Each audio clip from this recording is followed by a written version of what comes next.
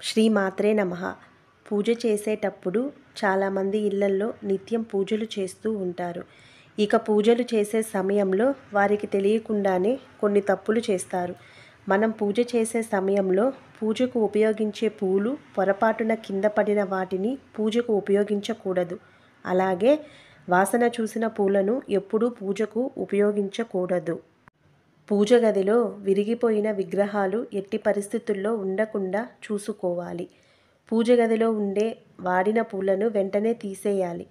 దీపారాధన ఎప్పుడూ ఒక వత్తితో చెయ్యకూడదు.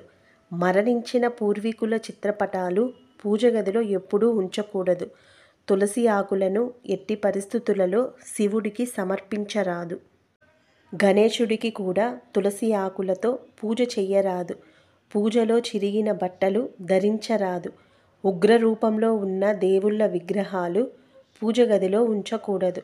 దీపారాధన చేసే ముందు వత్తి వేసిన తరువాత నూనె కాకుండా నూనె వేసిన తర్వాత ఒత్తి వేయాలి. వంటగదిలో వాడే పసుపును దేవుడికి వాడకూడదు. అగ్గిపుల్లతో నేరుగా వత్తులను వెలిగించకూడదు.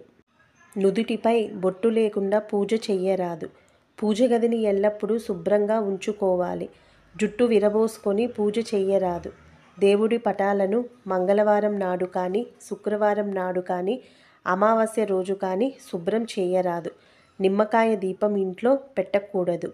దేవాలయాల్లో మాత్రమే వెలిగించాలి.